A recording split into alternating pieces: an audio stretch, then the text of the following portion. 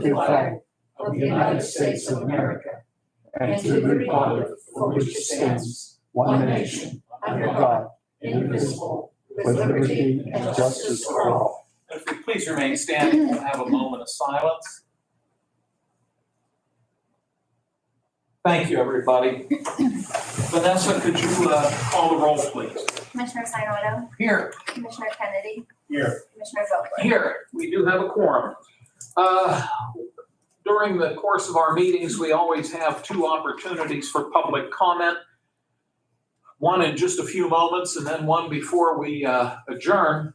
And if you do have a public comment, we certainly welcome it. You're welcome to speak both times. If you only want to speak one of the two times, that's fine. Or if you're just here to listen, that's also fine. We do ask that your comments be related to county government matters.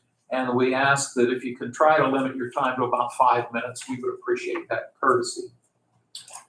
On the agenda, we always set aside time for any of our elected row officers who might want to attend, but today none of them are here. They're not obligated to be here.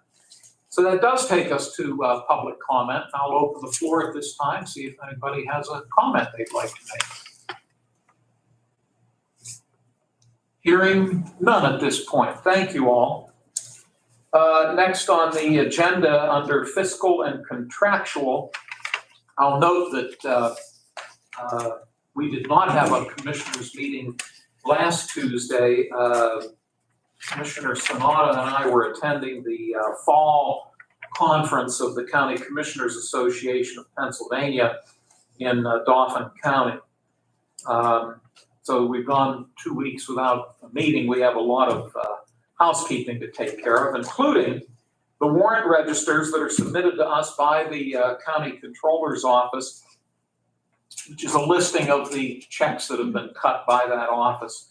They are dated November 19, 21, 25, and 27. And give my colleagues, and by the way, they're here if anybody wishes to look at them. Give my colleagues time to glance at them and review them. And then whenever, gentlemen, you're ready at your convenience, please feel free to make a motion to accept these documents.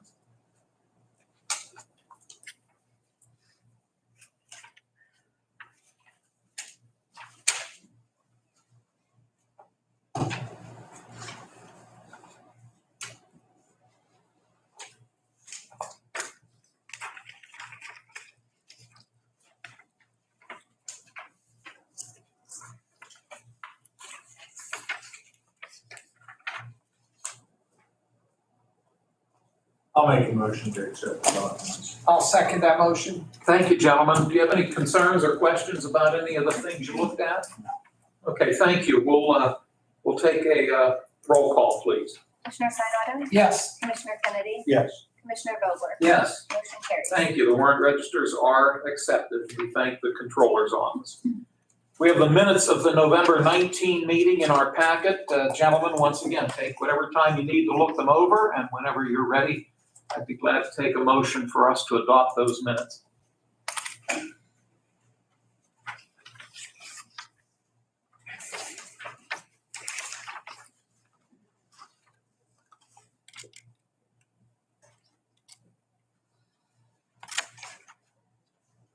I move we accept the minutes. I'll second. Thank you both, Dan and Chris. Are there any concerns about the minutes? Hearing none, we'll ask for a roll call, please. Commissioner Sinata? Yes. Commissioner Kennedy? Yes. Commissioner Vogler? Yes. Motion carries. Thank you. Under written communications, we've had one document come in. It was dated November 19. It is from Fike Associates on behalf of the Allegheny Mineral Corporation, which is based in Katanning over in Armstrong County. They're giving us notification that the company proposes to conduct overburden and production blasting in compliance with all state and federal laws at its surface mining operations located in Slippery Rock Township of Lawrence County. Blasting may be conducted Monday through Saturday between sunrise and sunset from January 9 of 2025 through January 8 of 2026. Gentlemen, any concerns or questions about this document? If not, could I have a motion for us to accept it? I'll make that one. I'll second. Thank you both. If there are no other concerns, we can take a roll call, please. Commissioner Sinata? Yes. Commissioner Kennedy? Yes. Commissioner Vogler? Yes, Motion carries. thank you, Vanessa. We drop down to commissioner reports and comments, and today Mr. Sanada gets to go first. Thank you, Chairman. It's actually was a little bit quieter weekend, but I did have an opportunity to attend the Festival of the Trees out in the Shannon. It's a great tradition, and it started many, many years ago, and I was so happy that they brought it back. Superintendent, me and the library and all those who volunteered to do it. It's been out in the Shannon Elementary School for a while now, and beautiful trees and a lot of nice vendors, a lot of entertainment for the kids in the community. So that was pretty much my main event this weekend. Got a chance to watch the Steelers game on Sunday, so it was a quieter weekend. And just touching on, last week I did have the opportunity to go to the CCAP conference in Dauphin County. I thought it was very helpful. Got a chance to talk to commissioners from around the state. Many of them have the same issues we do in Lawrence County, and I thought it went well, and look forward to when we go back and meet with them in the spring. That's all I have. Thank you, Commissioner Sanada, and I appreciate that you mentioned Superintendent Meehan, because on the wall over there is a picture of his dad. John Meehan, or people knew him as Jack Meehan. Mr. Meehan served 2 terms as commissioner back in the 1970s, and prior to that was the county coroner. And for those of you who knew him, did you know him, JR? Okay, he was a first-class gentleman. You probably remember Mr. Meehan. When I worked for Congressman Colger, he was the county commissioner. Yep. He passed away in office. Or No, he it was shortly after he was done, he passed away. He was a gentleman, and I concur, Chairman. Yep. He was very much a gentleman. So thank you for bringing his name up, I thought. I'd like to note, I guess I go next. I'd like to note 2 things that later today, the 3 of us will be attending Visit Lawrence County's annual luncheon meeting. That's the tourist promotion agency. And it's right up here at the former Epworth Methodist Church, which is now known as, I've drawn a blank on what they're called. It's not the Gathering, is it? No, I've always wanted to call it the Quarry, but it's I think not it's the Quarry. Stone Castle Abbey. Stone Castle Abbey, thank you. Oh, it's your daughter's, your daughter Abby? Yeah. Yeah, oh, that way I'll remember it. Yeah. So we'll be attending that. Commissioner Sanada serves on their board of directors. So we're looking forward to that. The second and final thing I have, and this is something just to think about, but I was noticing in looking at next year's calendar, in the month of November of 2025, we're going to have a very unique situation. There are 4 Tuesdays that month. And based on the schedule right now, we would only be meeting one of those Tuesdays. The reason being, on the 4th of November, that's election day. Next year, in 2025, Veterans Day falls on the 11th, which is a Tuesday. So the courthouse will be closed. We would meet on the 18th. And then on the 25th, which is the last Tuesday of November, that coincides with the fall conference of the County Commissioners Association of Pennsylvania in Dauphin County. So right now, we've only got one scheduled meeting that month. So think about how you'd like to handle that. We can always schedule a meeting on another day, but we don't have to make that decision right now, but just something to give some thought to. So thank you, gentlemen. I'll turn it over to Commissioner Kennedy. I don't have much at all, just it was a little quiet around here last Monday and Tuesday without you 2 being here. And I was here and they kept me in line, so we behaved ourselves. But it was a little quiet around here. Some people took some time Tim Germain, or the one guy that really needed it, him and his staff. I think they took some time over Thanksgiving to relax a little bit, and it's good. Good to see. But overall, we had a pretty good week last week, and we went through it and kept going. So hopefully this week we'll go to lunch today. It should be interesting to see what that place has turned into up there. So it'll be different. That's all I have. And noting that too, when the Epworth Methodist Church closed, they were very gracious. They donated some of their pews. At the time, Judge Amato was overseeing the restoration of the original courtroom in the old courthouse, which is now referred to as courtroom number 5. But the pews in that courtroom came from Epworth Methodist Church. So we appreciate their generosity. So gentlemen, thank you for your updates. Now, I'd like to ask if the two of you would object, further down in the agenda, we have 2 resolutions that are on the table. And the folks that are here to talk about those resolutions, I'm wondering if you wouldn't mind if we bring them up right now, because we have a lot of transfers to consider, and this way we're not going to keep them all that much longer. Are you both okay with that? Thank you very much. We're going to drop down to the first resolution that was tabled a couple of weeks ago. This is proposed resolution 348.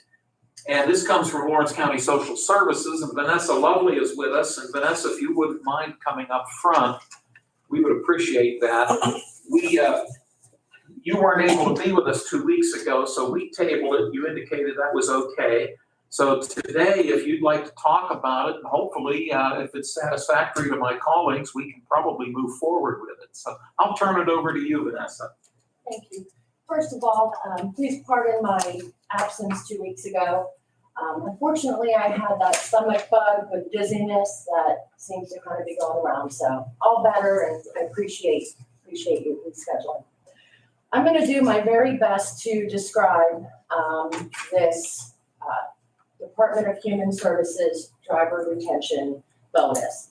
A couple of years ago, the Federal Center for Medicare Medicaid Services gave each of the states some money that they wanted to pass along to the drivers who are actually providing the trips under the Medical Assistance Transportation Program. And Lawrence County Social Services is with the county's, blessing, the administrator for that program for Lawrence County. So a couple of years ago, I came to see you all, Chairman Vogler was here. No, everybody was here. It was April 2023, the first time that the DHS program provided $164,440.44 to Lawrence County to pass along to drivers who were providing this service, day in and day out.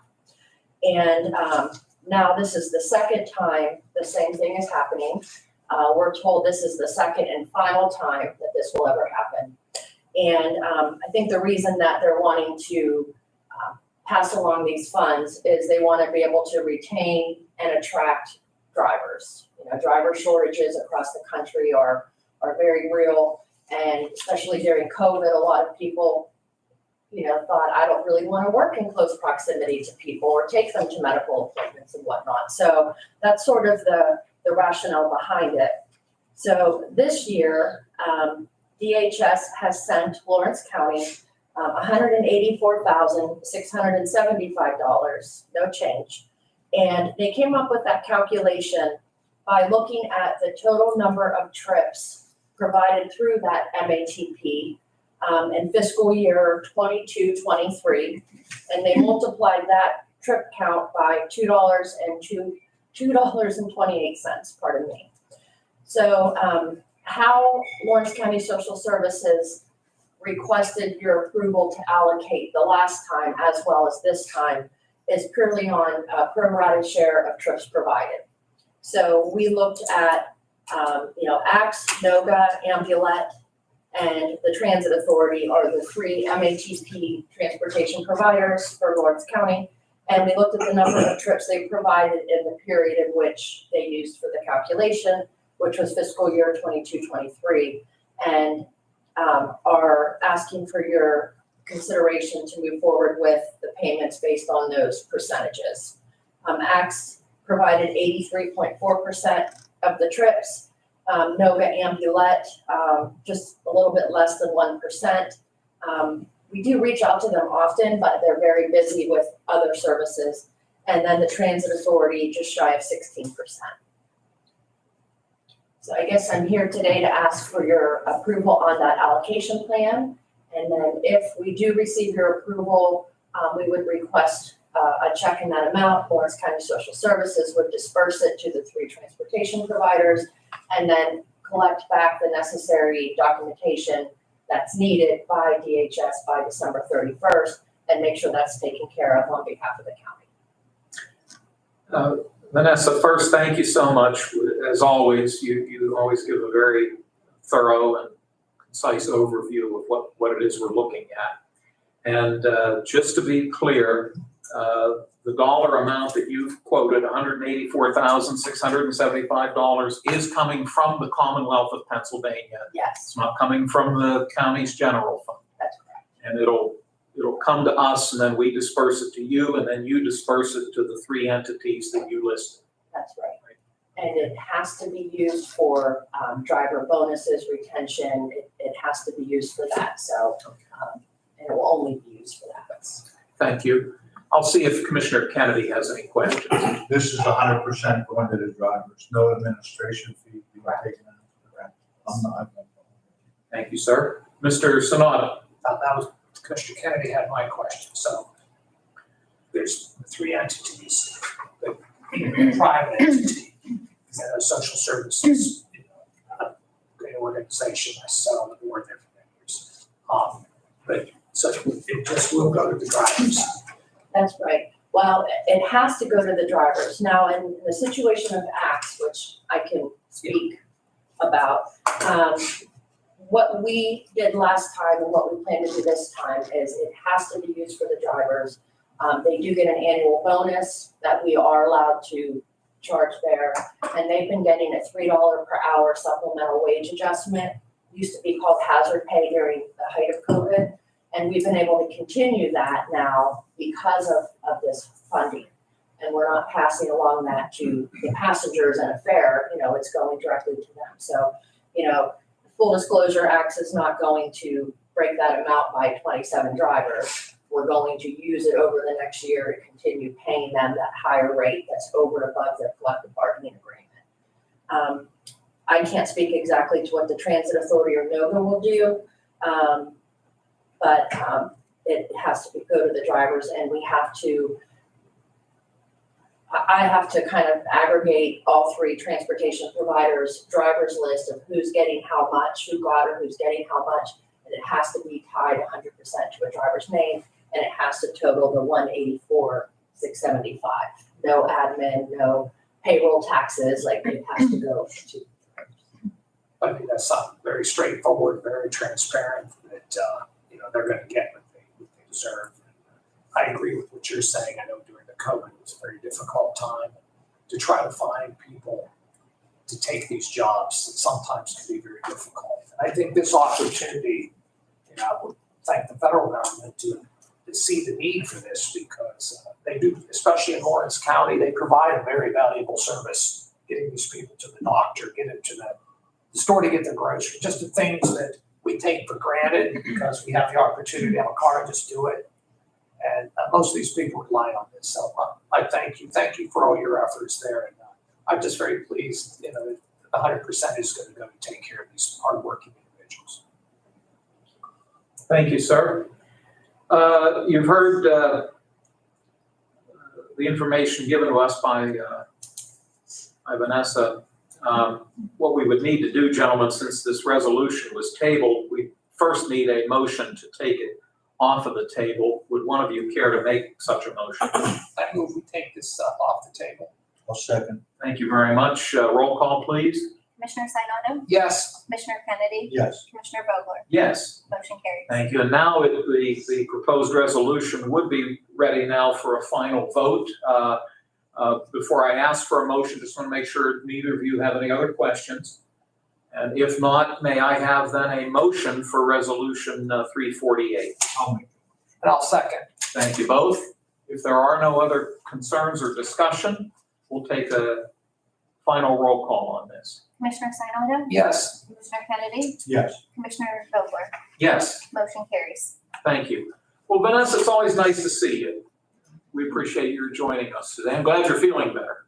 Very much. You're welcome to stay, but we know you're busy, so you have to move along. So have a great Thank you all day. very much. Thank you. Bye-bye now. We had another proposed resolution. This was number 350 that we discussed at our meeting 2 weeks ago. And my bad memory, JR, I can't remember, were you here or was Jason here? I was here. You were here. I apologize. I should have remembered that.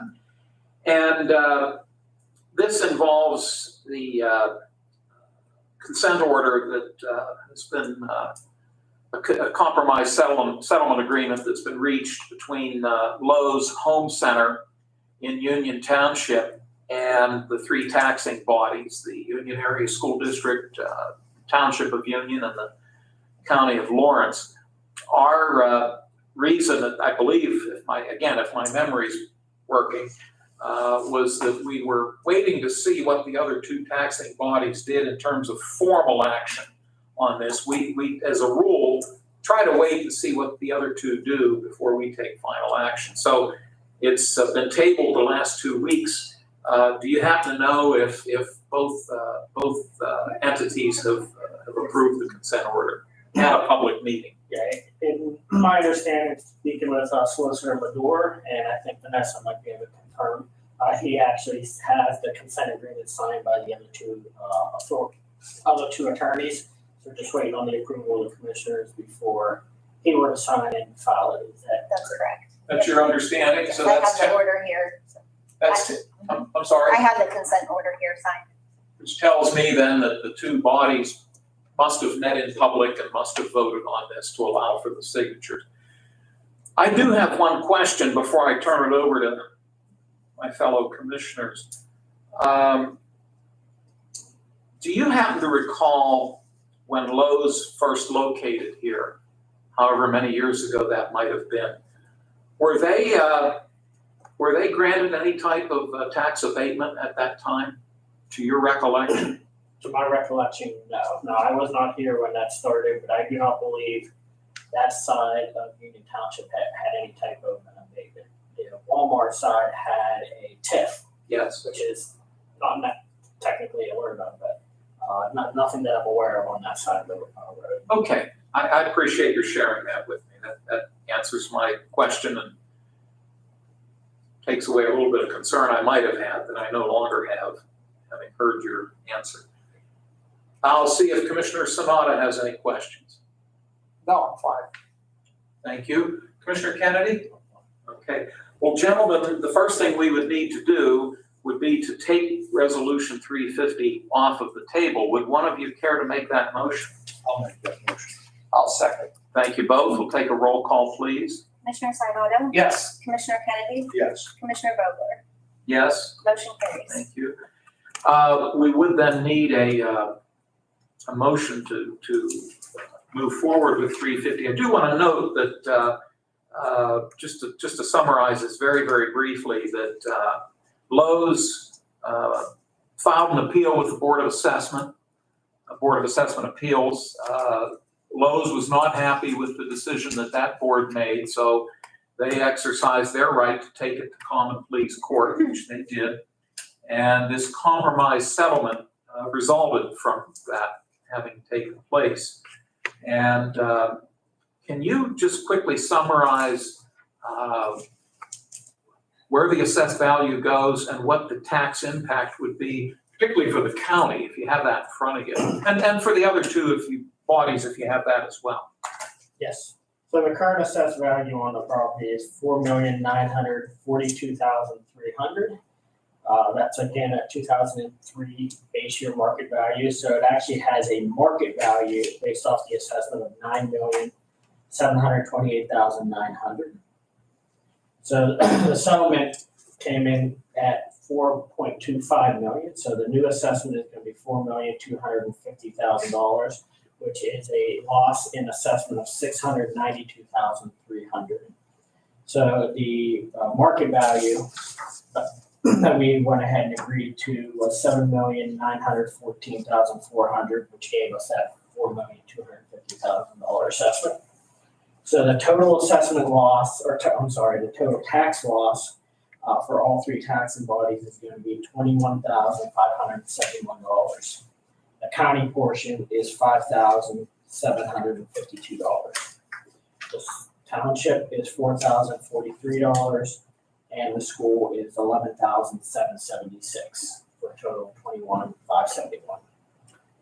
I very much appreciate your giving us that information for the second time. You did this 2 weeks ago, but thank you for doing it again. That all having been said, gentlemen, please, if you have any final questions before I take a motion. Anything else, Chris?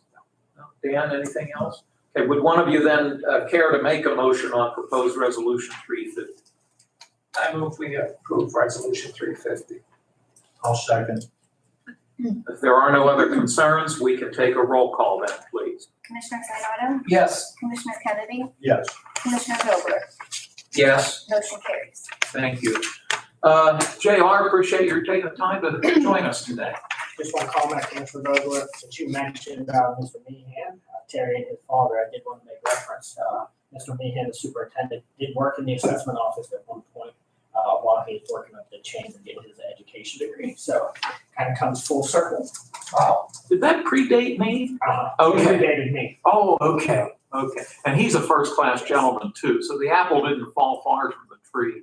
I hear from the former staff, especially Kathy O'Leary, who had a very good relationship with Terry. Yeah. Some of the stories that occurred back then. So I'm not surprised. Thank you for sharing that. Really appreciate it. Have a good day, JR. you as well. Well, gentlemen, thank you for allowing us to move the agenda around a little bit. We'll go back to Roman numeral 7, new business.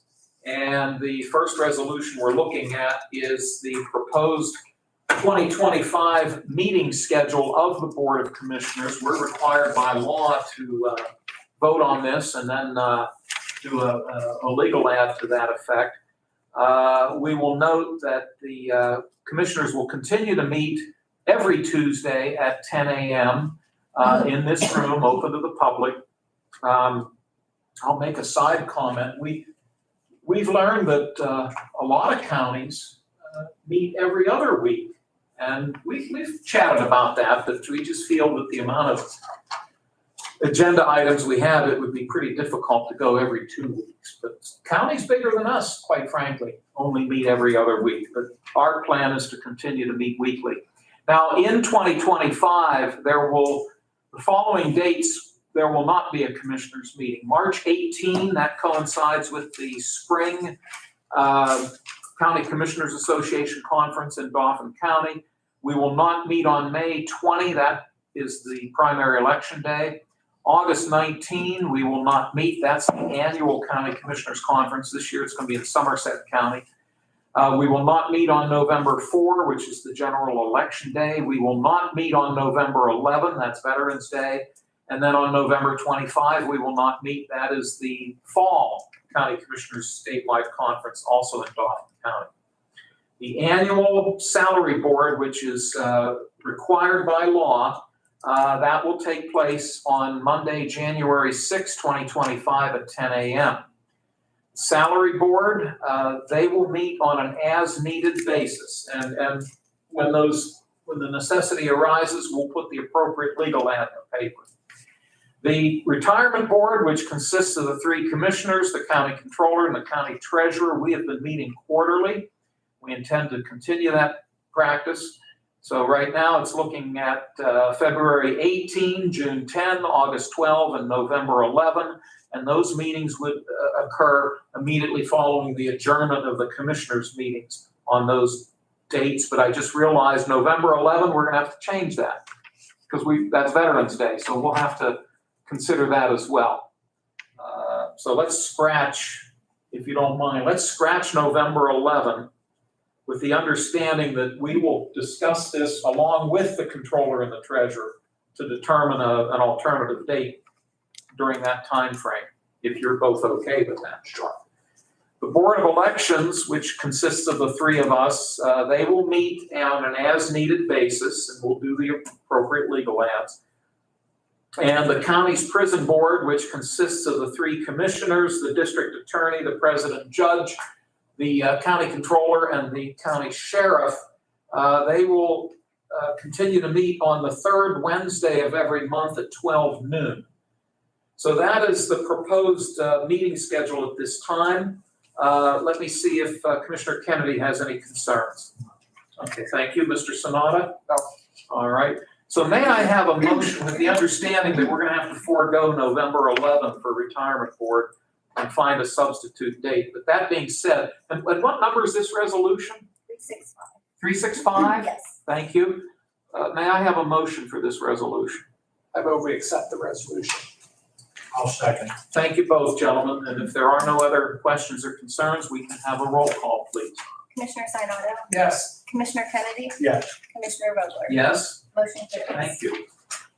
Next on the agenda, we have a couple of appointments we need to consider, both of which involve the county's Industrial Development Authority. We have one position where the term of the current member is expiring, and then another position that has been vacant for a short period of time. We went through the appropriate process of noting the upcoming openings at two public meetings. We have an ordinance that we're governed by that requires us to announce the openings. And we did receive two letters of interest. Those individuals, again, based upon the ordinance, are subject to a criminal background check. That was carried out, and they both came back fine. So we're looking at today adding two new people to the Industrial Development Authority. The first gentleman is Mr. Edwin Gerber, who is a resident of the city of Newcastle. And Mr. Gerber holds a management position with the International Brotherhood of Electrical Workers Union. And we met with him, and I thought a very productive meeting with Mr. Gerber. So let me see if Mr. Sanada has any comments on this first proposal. Yeah, I want to just echo the meeting we had with Mr. Gerber. I thought went well. He's very qualified, good background in the community. And, I have no problem with him, and I look forward to him helping our community out. Thank you much. Mr. Kennedy, any comments? The other comment I got is I thought it was kind of interesting how he found out how this was opening. His son likes to watch our YouTube videos, so hi to his son. Thank you for doing this. Your dad's an interesting guy. So it'll be a good appointment to the board. Thank you, Dan. You know, we also discussed the fact that particular labor union, IBEW, has made a very significant investment in our county. They constructed that training center in Neshannock Township a few years ago out on State Route 18. And they could have gone to many other counties, but they chose our county. We're very appreciative of that. I also have to say that the members of that union have been very active in the community in past years. Frank Tellis, who sits on a number of boards, was the business manager of that union for a number of years as well. So we're pleased with Mr. Gerber's expression of interest. So that being said, gentlemen, would one of you care to make a motion for Resolution 366, which would appoint Mr. Gerber? I move we appoint Mr. Gerber to the board. And I'll second. Thank you, gentlemen. If there are no other comments, we'll take a roll call, please. Commissioner Sinata, Yes. Commissioner Kennedy. Yes. Commissioner Vogler. Yes. Motion carries. Thank you, Vanessa. Mhm. The other position for the Industrial Development Authority, we had a gentleman express an interest, and we met with him, Mr. Samuel Houston, who resides in Neshannock Township. Mr. Houston is a bank executive, and with his financial background, we think that helps bring a lot to the table. One of the primary roles of the Industrial Development Authority is if, when needed, they have the legal authority and ability to float bonds. And we think with Mr. Houston's background, I think he would be very helpful for that. Should also note that a number of years ago, we authorized the county's Economic Development Corporation, Forward Lawrence, to serve as the administrative arm of the Industrial Development Authority. And Mr. Ben Bush has, along with so many other things, he's latched onto this, and he'll work closely with the 5 members of that authority. And so we're appreciative of Mr. Houston's interest as well. Let me see if Mr. Kennedy has any comments or concerns. No, just another great individual that's on this board. It's nice to see that Ben was up here interviewing with us. He's both these gentlemen, so he's taken like you said, an active role in this. We thank him also for that. Thank you, Dan. Commissioner Sanada. I just echo Commissioner Kennedy's comments. I think Mr. Houston will bring a lot to the table, especially with his banking background. And when you look at these 2 appointees, one's coming from Local 712, who's been a big investor in our community, brings 2 great perspectives to the table, and it's a very diverse board. And I think that's what you need for economic development. And like I said, both of these candidates were quite impressive the day we interviewed them. And I think they're going to do some good work working with Ben Bush and the Forward Lawrence. So that's all I have. Yep. No, thank you very much. Just for the record, the other 3 current members of the board are, in no particular order, Mrs. Nancy Bong, who is a retired utility executive, and she resides in Shannock Township. Mr. George Selly, who is on the Elwood City Borough Council, and he resides in the borough of Elwood City. And then Jessica Seminara Tomzik, who's affiliated with Classico Foods. Is that the name of the corporate entity for Pizza Joe's? Yeah. And she's a resident of Scott Township. So this is a 5-member board.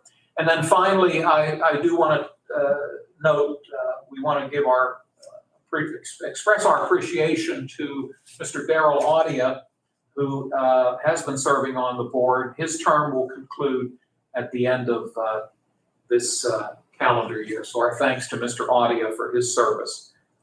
This is Resolution 367. I think I still need a motion. Do I not, Vanessa? Correct. May I have a motion, please? I'll make that motion. And I'll second that. We'll take a roll call, please. Commissioner Sinata, Yes. Commissioner Kennedy, Yes, Commissioner Vogler, Yes, motion carries. thank you. waking us up. Now, Vanessa, I hope I didn't goof up here. You had added some things to our packet, and I've got duplicates now. Oh, okay. Am I okay? Yeah, you're fine. The next one should be the transfer. Oh, okay. You need- Okay, so I've got these 3 extra pages. I'll just set them aside. Okay. They were the, Out of order. That's okay. that's okay. No, it's to keep me in line, okay? Thank you. Okay. Oh, okay. So we're moving on then to the request from Human Resources for a transfer. This is number 368. Yes. Am I correct? Correct. And Vanessa and I spoke about this morning. We're breaking this actually kind of in 2, for lack of a better term. We have to vote separately on a portion of this request. And the request itself, the document is attached to the resolution. And it's broken out as follows. Human Resources has 4 transfers they'd like to make. The first 3 we have to vote on with this resolution. The one at the bottom, the materials and supplies for $1,000, we'll be looking at that in a few moments when we do the administrative transfers. Do I have that right? Correct. Okay, so what we're looking at with Resolution 368 are the following. All Human Resources, they're asking for a $3,900 transfer from contracted services. These are all three coming from Commissioners Contracted Services. The first is $3,900 going into the testing expense line item. $301 goes into the unemployment insurance line item, and $188 will be transferred into land and building rental. And that would total $4,389 as listed on the resolution. So I hope you're with me on that. Thanks again to Vanessa for pointing that out. So gentlemen, that being said, I'll see if Mr. Sonata has any questions. Thank you, Mr. Kennedy. Anything? Okay, this is Resolution 368. May I have a motion? I move we approve Resolution 368. I'll second. Thank you, gentlemen. And if there are no concerns, we can take a roll call. Commissioner Sinata, Yes. Commissioner Kennedy, Yes. Commissioner Vogler, Yes, motion carries. thank you. And again, we have the $1,000 transfer request that we'll be looking at in just a few moments. We'll do that separately. Speaking of, it's that time of year, toward the end of the year, and this happens every year, so, but we do have a very lengthy list of administrative transfers. So I hope you'll bear with me. I'm going to walk us through them. Would ask Chris or Dan, stop me if you have any questions. And then if you're so willing, when we get to the end, we can vote on them as a group, or if you want to split any of them out, we can do that as well. So here we go. Domestic Relations is asking for a $500 transfer from travel and training into their Staples line item. The courts are requesting the following. They're asking, both of these transfers are coming from their materials and supplies line item. $800 would go towards land and building rental, and $2,000 would go towards their interpreter line item. Also from the courts, they're asking from their contingency a $2,000 request into the line item of interpreter. Human resources, now we just talked about this. This is where we're going to look strictly at the $1,000 request from their materials and supplies line item into their Staples line item. The Register and Recorder's Office is asking for a $1,000 transfer from their materials and supplies line item into their Staples line item. Also from the Register and Recorder's Office, they're requesting a $400 transfer from their postage line item into that of equipment, lease, and rental. Under the Commissioner's area, we're asking for a total of $129.76. It's all coming out of the Staples line item. 128 of that will be transferred into the cable and internet line item, and $1.76. Well, you are efficient. We were short. $1.76. And geez, we could have taken up just a little collection. But that'll go into equipment, lease, and rental. But it also shows you how precise Joe and Vanessa are. The assessment office is asking for a $350 transfer from their contingency into that of their telephone line item. District Judge Amodi is requesting a $200 transfer from her contingency into that of her equipment, lease, and rental. The jail is asking for the following from their maintenance and repair line item. They're asking for a $2,754 transfer into their uniforms line item. Also from their contracted services, $1,300 also into their uniforms line item. And then finally from the medical expenses line item, $5,000 into their FICA line item. Total of that request is $9,054.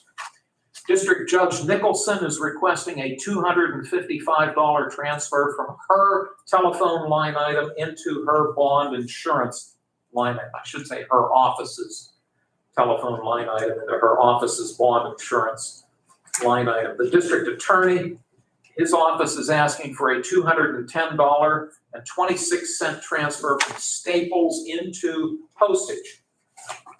Juvenile probation is requesting a $50 transfer from their materials and supplies into their postage line item. Maintenance is asking for the following. All of this is coming from their contingency. It's broken out as follows: $35.03 into office major, $9,900 into electric, $1,000 into the unemployment insurance line item, $2,000 into employee overtime, $5,000 into maintenance and repairs, $10,000, is that $625 into materials and supplies. Total $28,560, all coming from within their budget. The Children and Youth Services Office is asking for a $38.72 transfer from contracted provider care into equipment lease and rental. The Register and Recorder's Office asking for a $600 transfer from their travel and training line item into telephone and internet line item. The IT office, the Information Technology Office, is asking for a $5,000 transfer from their maintenance and repair line item into their materials and supplies line item. I should note with these ones that come from within their budgets, it's not affecting their bottom line. It's just a transfer from within their specific office budget. The district attorney is asking for the following: $150 from their materials and supplies into their land, building, and rent, $220 from their Staples line item into land, building, and rent, and $600 from their Staples line item into equipment lease. The county controller's office is asking for a $620 transfer from their contingency into their telephone line item. Mental Health and Developmental Services is asking for the following: from their contingency, $300 into their subscription line item. From their contingency, $300 into their water sewage expense line item, and $6,000 coming from their ID services baseline item into their ID case management line item. Domestic Relations is asking for, it's all coming from travel and training, totaling $1,800. $1,500 of it will go towards their Staples line item, and $300 will go towards their lease and rental line item. And I believe the last one I have here is from the jail. The first one's coming out of maintenance and repairs, $30,000 into salary of staff. Also from maintenance and repairs, $20,000 to salary of corrections, which I'm assuming corrections officers. Thank you, Joe. $10,000 from maintenance and repairs into their FICA line item, and then finally from materials and supplies, $20,000 into their water and sewage line item. Yes, ma'am. Sure. Okay, it's on the agenda? Okay, thanks, Vanessa. Yeah. Okay, right at the bottom. Thank you very much. So we have the final two coming, this is from the Commissioner's Office, a $100 transfer from postage into travel and training, and from subscriptions and books line item, $506.12 into travel and training. Total amount, $606.12. So thanks again, Vanessa. Thank you. Gentlemen, She's back from you. I'm sorry. do you need it back? Yeah. Oh, okay. I'll Yeah. make you a copy. for Okay, Deb. good. Yeah, for Debbie. Yes. Thank you. Sure. Gentlemen, please ask any questions. The one question I'd ask you not to ask is, don't ask me to repeat all this. Otherwise, Dan, any questions? Okay, thank you. Mr. Sonata? Okay, thank you. Joe and Vanessa, anything on this matter, any problems with these transfers? Okay. Well, again, this is typical for this time of year. This is not out of the ordinary. We're getting to the end of the budget year, and it's just like your household budget. You have certain areas that you maybe go over a little bit, and you have ones that you go under, and in this manner, you're able to transfer. So that being said, I'll ask my colleagues if one of them would like to make a motion to approve these requested transfers. I'll make that motion. I'll second. Thank you both, gentlemen. And do either of you have any questions? Okay, thank you both. We'll take a roll call, please. Commissioner Sinata? Yes. Commissioner Kennedy? Yes. Commissioner Vogler? Yes? Motion carries. Thank you so much. Couple of announcements. This board will meet 1 week from today, December 10, at 10 a.m. in this room. It's open to the public. The Lawrence County Planning Commission will hold their monthly meeting 1 week from tomorrow. That will be Wednesday, December 11 at 12 noon at Ryder's Restaurant which is located at the corner of State Route 18 and State Route 208 in Wilmington Township.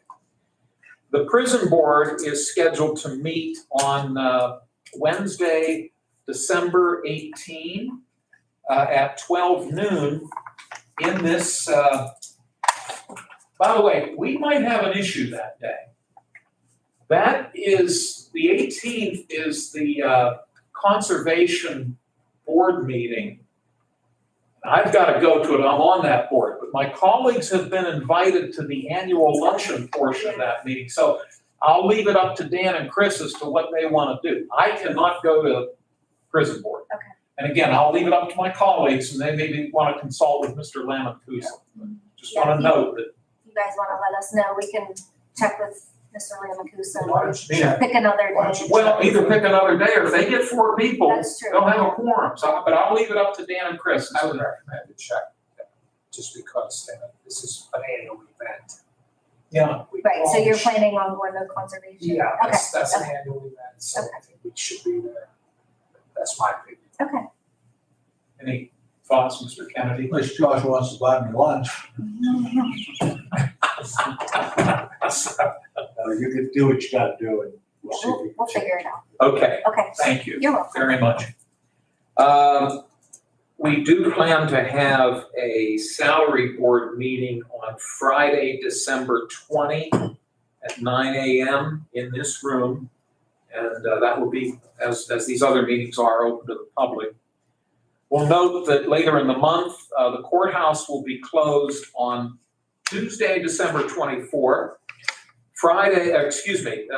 Wednesday, December 25, and Thursday, December 26, in observance of the Christmas holiday. And then looking ahead to next year, we will be closed on New Year's Day, January 1, 2025. And then by law, as we noted earlier, the salary board is required to hold an annual meeting at the beginning of the year. That's in the county code, and that will be happening in every county in Pennsylvania. Our meeting will be held on Monday, January 6, 2025 at 10 a.m. in this room. At this time, I will open the floor for any public comments that anyone might have. Did you approve all of those transfers? Yes, we did. I missed- We did, right? We took a motion in a second. We did a roll call vote. Yes, ma'am. I was making marks. I have 2 questions about the administrative transfers. Letter D, courts from contingency to interpreter for $2,000. What is the purpose of the interpreter? I know we have Spanish-speaking residents. Would this be for people who are committing offenses that need to have interpretation? It's for people who are in the court system that are not proficient in the English language. The law requires that interpreters be provided. And this would be true in every county in Pennsylvania.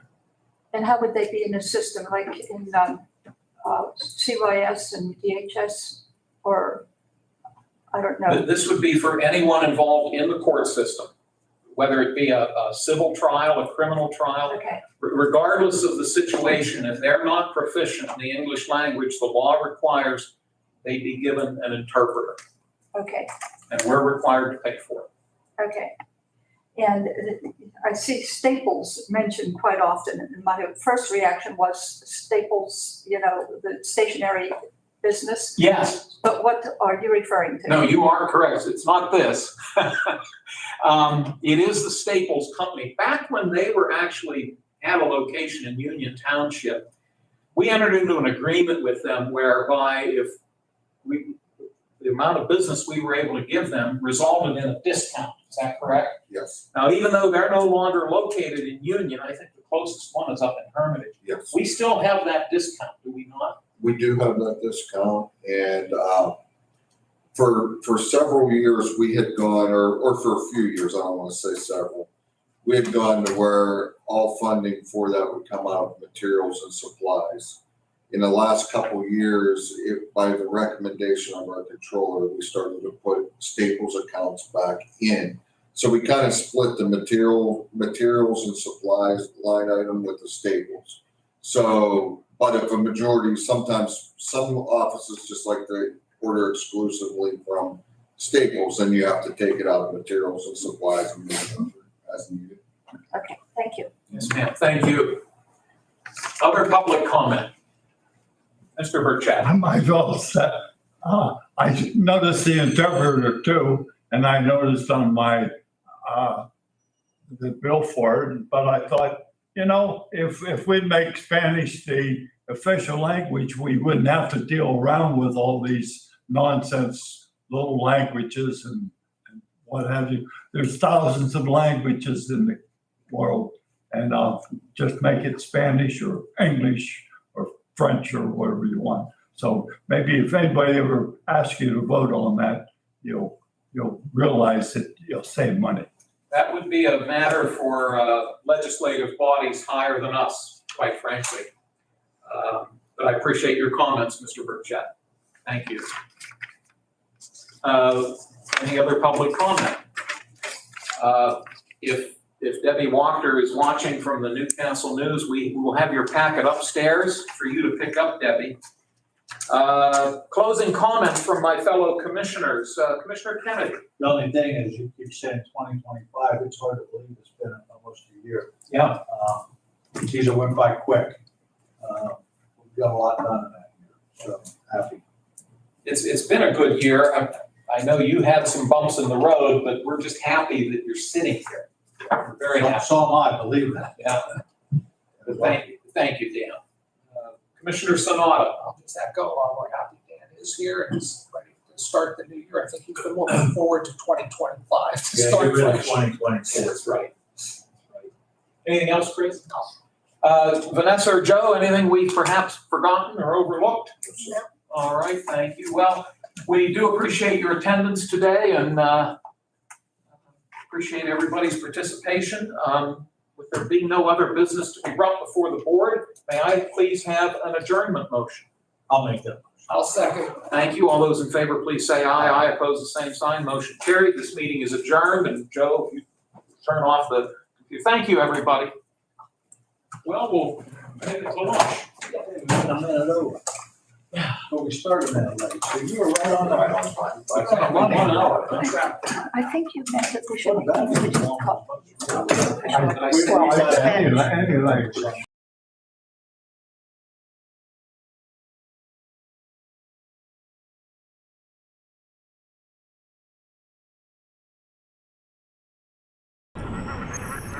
Introducing the Anchor Prime charging station.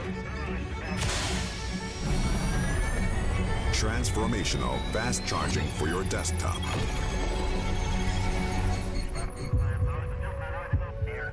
Smart control for maximum speed.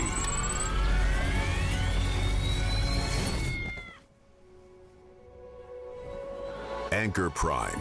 Power to drive your prime. Tonight, the growing fallout from President Joe Biden's surprise decision to pardon his son Hunter. The president issuing a full pardon days before Hunter Biden was set to be sentenced in 2 criminal cases. Mr. Biden saying his son was unfairly prosecuted. The move prompting backlash on both sides. Why the president changed his mind after repeatedly saying a pardon was off the table. Also tonight, President-elect Trump's pick to run the FBI, Kash Patel, under scrutiny. His calls to purge the Bureau's ranks and go after Mr. Trump's adversaries, and the new allegations against Mr. Trump's pick for defense secretary. The massive pileup in Michigan as lake effect snow slams millions, more than 5 feet in some areas. The race to reach people trapped in their homes. The surprise in the courtroom just as her trial was about to begin, the woman pleading guilty to a DUI crash that killed a bride on her wedding night in South Carolina. The emotional words from the groom and the victim's mother. The news tonight on an Israeli-American soldier believed to have been taken hostage by Hamas. Israel today revealing his fate. The best deals we're tracking with Cyber Monday expected to break records. And more than a year after the devastating Maui wildfires, the homecoming just in time for the holidays. This is NBC Nightly News with Lester Holt.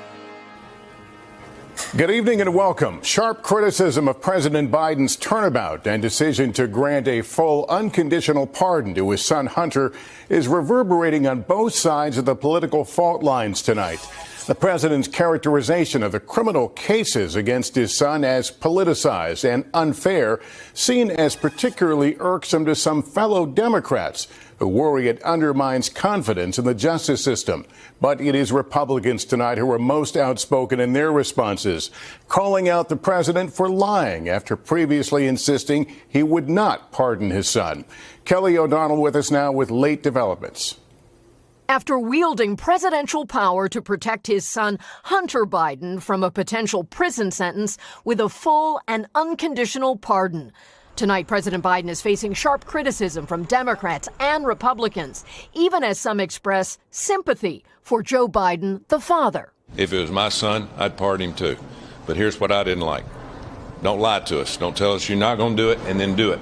Arizona Congressman, Democrat Greg Stanton. I'm pretty angry because it's going to be incredibly important that political leaders of both parties stand up for the independence of the Department of Justice. President Biden and White House officials repeatedly insisted there would be no pardon. I said I abide by the jury decision. I will do that, and I will not pardon him. We've been asked that question multiple times. Our answer stands, which is no. Tonight, on a 3-day visit to Africa, the president did not respond to reporters' questions. Mr. President, will you answer a few questions? But at a White House Christmas event, First Lady Jill Biden expressed her support for the pardon. The pardon was first reported by NBC News Sunday night, and shortly thereafter, President Biden explained his grant of clemency in a statement. The president asserted, "I have watched my son being selectively and unfairly prosecuted." The pardon is sweeping, covering not only his son's felony convictions on firearms charges and tax evasion, where he faced potential prison time at sentencing this month. But the president provided more than a decade of blanket protection, preventing further federal prosecution for any offenses dating back to January 2014, months before the younger Biden joined the board of a Ukrainian energy company while his father was vice president. Blaming a heated environment, the president argued that raw politics has infected this process. He invoked his son's recovery from addiction. There's been an effort to break Hunter, who has been 5.5 years sober, and claimed his political adversaries could pose future risk to his family, writing, "In trying to break Hunter, they've tried to break me, and there's no reason to believe it will stop here. Enough is enough." And Kelly, President-elect Trump also weighed in today. He did. Mr. Trump reacted in a social media post indirectly by raising the convictions of January 6th rioters as an abuse and miscarriage of justice. And notably, when he was in office in his first term, President Trump pardoned a member of his family by marriage, daughter Ivanka's father-in-law, Charles Kushner, who he's now selected to be the next ambassador to France. Lester? All right, Kelly O'Donnell, thank you. There's growing fallout tonight about President-elect Trump's picks for 2 top jobs, Pete Hegseth as Defense Secretary and Kash Patel as FBI Director. Garrett Haake has more now from Capitol Hill, where their confirmation futures are uncertain. Tonight, Donald Trump's embattled selection for Secretary of Defense Pete Hegseth on Capitol Hill, following shocking new reports about his personal conduct. Hegseth ignoring questions as he met with Republican senators. Appreciate the opportunity to talk to senators today. It's a great process. A new article from The New Yorker revealing the contents of a previously undisclosed 2015 report written by former employees of a veterans organization Hegseth ran, alleging he was repeatedly intoxicated, quote, to the point of needing to be carried out of the organization's events. The New Yorker reporting he was eventually forced to step down. So that article suggests you have an alcohol problem. Okay, thank you guys. All right, thanks guys. Let's go. NBC News has not independently verified the report. Hegseth's attorney declined to comment, but in a statement to The New Yorker, an advisor said the claims were, quote, outlandish and came from a petty and jealous, disgruntled former associate. The Trump transition team referred NBC News to a previous statement in support of Hegseth. Meanwhile, the New York Times is reporting Hegseth's mother sent him an email in 2018 during his second divorce, calling him, quote, an abuser of women. Penelope Hegseth writing, quote, I have no respect for any man that belittles, lies, cheats, sleeps around, and uses women for his own power and ego. NBC News has not independently obtained the email, but Mrs. Hegseth told The Times she apologized almost immediately and disavowed her original note. Pete's the type of guy that he's going to work. He's got great work ethic. He's very, very smart. And on Saturday, President-elect Trump naming Kash Patel as his choice to take over the FBI. Patel, a fierce Trump ally and an outspoken critic of the Bureau. I'd shut down the FBI Hoover building on day one and reopening the next day as a museum of the deep state. Patel would replace Trump appointee Christopher Wray, who is just 7 years into a 10-year term, and would have to be fired or resign to clear the way for Patel, a former public defender, federal prosecutor, and Trump national security official. He's experienced not only in putting criminals behind bars, but also can understand what happens when government overreaches. Patel has little management experience and has promoted lies that the 2020 election was stolen. We will follow the facts and the law and go to courts of law and correct these justices and lawyers who have been prosecuting these cases based on politics. The combative Trump loyalist is also the author of a children's book, The Plot Against the King, in which a wizard like Kash defends King Donald. If you have the power of that office, the FBI directorate, and you're using it to go after political enemies or the press or people you regard as adversaries, that's worse than incompetence. That's abuse of power that you have. And Gary, now that we're past the holiday, can we expect to see more of the focus turned to the nominees this week? We certainly can, Lester. We expect to see more of these selections on Capitol Hill this week, including the controversial selection of Tulsi Gabbard for Director of National Intelligence. These confirmation hearings themselves likely won't begin until January. More time for the senators to get to know these picks and for more news to come out about them. Lester? All right, Garrett Haig tonight. Thanks. Tonight, millions of people from the Midwest to the Northeast are still digging out after getting slammed by as much as 5 feet of lake-effect snow. Aaron McLaughlin is in Erie, Pennsylvania, and Aaron, even more snow expected there. That's right, Lester. Here along the Great Lakes, that lake effect snow is still coming down, and now another storm system is on the way. Tonight, the relentless wintry blast wreaking havoc, with icy conditions causing this pileup, shutting down a section of the interstate in Michigan. One driver now in critical condition, according to Michigan State Police, while millions dig their way out of a shocking amount of snow. This one has been the worst one that I've dealt with for as long as I can remember. From Michigan to Buffalo, New York, and in Erie, Pennsylvania, the snow caught everyone by surprise, initially overwhelming the county's robust snowplow system, causing rooftops to buckle and trapping thousands in their homes for days, according to county officials. I just could not open that door, so I put all my weight into it, and I was like, okay, this is what we're rolling with. Kimberly Stoller was stuck for 3 days, forced to rely on Thanksgiving leftovers for food. She just escaped this evening. You panicked just a little? Maybe a tad, because I was like, okay, hold on. This is actually getting to a rather serious point. This kind of storm can be lethal. A fact that weighs heavily on Erie County Executive Brenton Davis, who today personally responded to a call of an elderly man trapped in his home and relying on oxygen. What were you going to do if they didn't come help you? See you in the spring. Davis says on a good day, his county ambulance services are stretched. You might wait 30 minutes on a sunny day. You add this, it could be hours. It could be deadly. It's 100% deadly. It costs people lives every time. Hard to believe just 2 weeks ago, first responders were focused on this. Unprecedented brush fires in Pennsylvania, fire and ice no one here thought possible, with winter still weeks away. Aaron McLaughlin, NBC News, Erie, Pennsylvania. There was anger and heartbreak in a South Carolina courtroom today as a woman pleaded guilty and was sentenced in a drunk driving case that killed a bride on her wedding night. Priya Sridhar has more. Tonight, 27-year-old Jamie Lee Komorowski sentenced to 25 years behind bars for killing 34-year-old Samantha Miller just hours after she got married in April 2023. Komorowski addressing the judge before the sentencing. And that I take full responsibility for my actions. Hopefully one day you will be able to forgive me.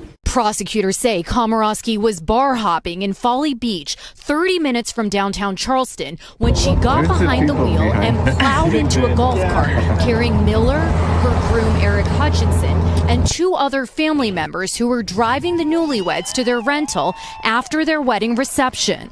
We've been sentenced to a lifetime of pain. Prosecutors say Komorowski's blood alcohol was 3 times over the legal limit, and she was driving 65 miles per hour in a 25 mile per hour zone. Said died that night, so she didn't have to go alone. Miller's groom, Eric Hutchinson, broke both his legs and multiple bones in his face and sustained serious brain injuries. Tonight, Miller's family speaking to Komorowski. For the rest of my life, I'm gonna hate you. And when I arrive in hell and you come there, I'll open the door for you. The judge sentenced Komorowski to 10 to 25 years for each of the charges she faced, but she's letting them serve them concurrently. Lester? Priya, thank you. In the Middle East, there is word tonight on the fate of 2 American hostages held in Gaza as another conflict, this one in Syria, reignites. Matt Bradley now with late details. Tonight, the fate of 2 young American-Israeli hostages coming into focus. Israel's military announced today that Omer Nutra, a 21-year-old IDF soldier from New York, was killed in the Hamas terror attacks on October 7th. For more than 400 days, his family thought he was still alive. His mother at a rally for hostages yesterday before word of his death. We pray that this time miracles should happen, and they should happen really quickly. Along with that news, word another American hostage is still alive. Appearing in a Hamas propaganda video on Saturday, Idan's mother appealing to Israel's prime minister and president for a hostage deal. While in Gaza, U.S.-based charity World Central Kitchen pausing its operations after 3 of its local staff members were killed in an Israeli airstrike. Israel said 1 of the 3 had participated in the October 7 terrorism, but the organization said it has no knowledge of any of the staff in the targeted vehicle having participated in that day's attacks. Meanwhile, war in the Middle East appears to be spreading. Syrian rebels launched their first major offensive against the regime of Bashar al-Assad in nearly 5 years. The regime and its Russian backers answering, with more than 400 airstrikes in the cities of Aleppo and Idlib, according to a UK-based human rights group. Thousands of people, if you can say now, fleeing their homes. The situation is getting worse and worse as we are talking now. The big question now is whether the Assad regime will mobilize to defend itself or whether the rebels will keep winning territory. Lester? Matt Bradley, thank you. In 60 seconds, the frenzy of holiday shopping now well underway. But just how well are retailers doing and where are the best deals? We'll have that after this. It is Cyber Monday, and this year sales are expected to shatter records. Our Brian Chung has been tracking the best deals, and he's at Amazon where they are rushing to fill orders tonight. Brian. Lester, I spent the day at this Amazon fulfillment center where they're busier than ever. After record online sales industry-wide on both Thanksgiving and Black Friday, Cyber Monday sales are expected to hit their own record, $13.2 billion, a 6% bump from last year. Experts say the best sales today will be on items like fall apparel and electronics. And as a reminder, it is December 2nd already, and a later Thanksgiving means there are 5 fewer days to get those gifts shipped before Christmas, which could make this Cyber Monday an even bigger rush than years past. Lester? All right, Brian, thanks. Up next, why having a baby is plunging more Americans into debt. And the first call you should make if you get an overwhelming bill. It's our series, The Cost of Living, next. Back now with a growing problem for new parents. With out-of-pocket costs rising even for many families who have insurance, more parents are taking on enormous debt after giving birth. Maggie Vespa, in partnership with the USC Center for Health Journalism, has our report. Why do you have a spoon? At nearly 2, Jessica Hurley's twin boys are as old as the debt that accompanied their births. The Springfield, Illinois toddlers arrived 2 months early, Kinzer naturally and Perry via emergency C-section, only to begin a harrowing weeks-long stay in the neonatal intensive care unit. They were hooked up to machines, and multiple times they would turn blue in my arms and their hearts were essentially stopping. So your babies are in the NICU, you're dealing with this trauma, and then you start getting the bills. And then they just kept coming. He's about to drive up. A dental hygienist and career laborer, Jessica and her husband Jimmy have insurance through his union. These are all your bills? Yes. This one's for $5,200. This one's for $2,200. Go sit at your table, guys. But their plan caps out-of-pocket costs at $28,500 per calendar year. The twins were born in late December, resetting that cap on January 1st and leaving the couple on the hook to meet it twice. Their account balance topping $80,000 after insurance. I do find that this comes as a surprise for patients. Dr. Nora Becker, a health economist with the University of Michigan, says the Hurleys, who have 4 children total, were swept into a growing trend among middle-class American families who make too much money to qualify for Medicaid, relying on private, often employer-provided insurance with increasingly high deductibles. And while most Americans with insurance through their jobs pay around $3,600 out of pocket for childbirth-related costs, data analyzed by the Healthcare Cost Institute shows for about a quarter of those Americans, childbirth costs $5,000 or more. This is how private health insurance works for everybody. It's just that low and middle income families are the ones who bear the brunt of it. Her advice to families expecting: check your plan beforehand and consider switching to options with lower deductibles, even if the monthly premium is higher. And if you get hit with big bills, don't ignore them. Negotiate. Jessica did, and nearly 2 years later managed to whittle her family's debt down to roughly $11,500, more than a quarter of which they've paid. And a quiet old lady who was whispering, hush. The remaining debt prompting Jessica to avoid seeking treatment for postpartum depression, fearing more bills. Financially, it's ruined us. And all that happened to me was I had babies.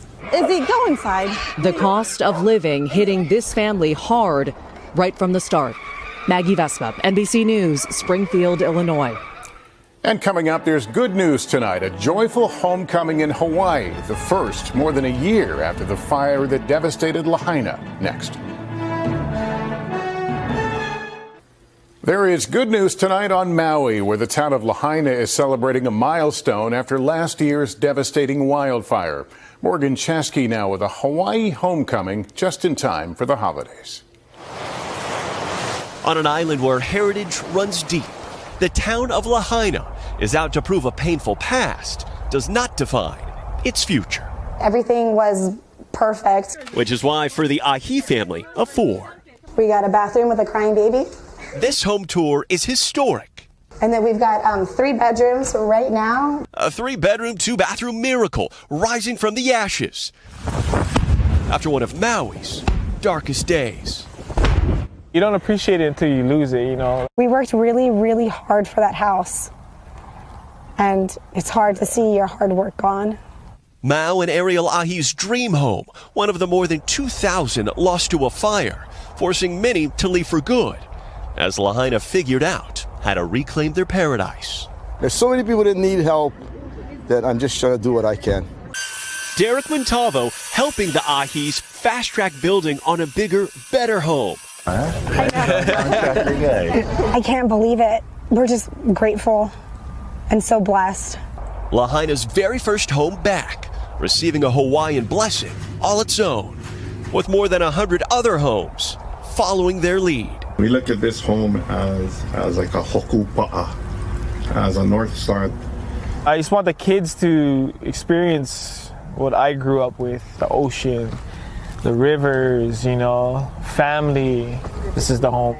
Morgan Chesky, NBC News.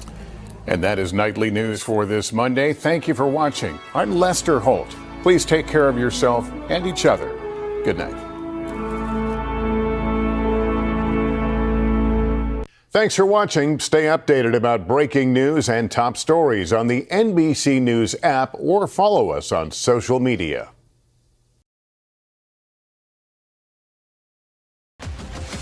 Tonight, breaking news, the deadly home explosion rocking an Ohio neighborhood. Doorbell cam footage capturing the blast. Debris sent raining down across the neighborhood. Cell phone video showing flames consuming the home. At least 2 people killed, another hurt. The late details just coming in. Also tonight, the depositions from 2 women who testified against Matt Gaetz to the House Ethics Committee, now in the hands of a hacker. This as Trump tells reporters he is not reconsidering his choice for Attorney General. His Vice President-elect J.D. Vance now headed to the Hill to win over skeptical Republicans. Plus, Dr. Oz goes to Washington. Trump tapping the former TV doctor to oversee the Agency for Medicare and Medicaid. How he could play a role in price negotiations for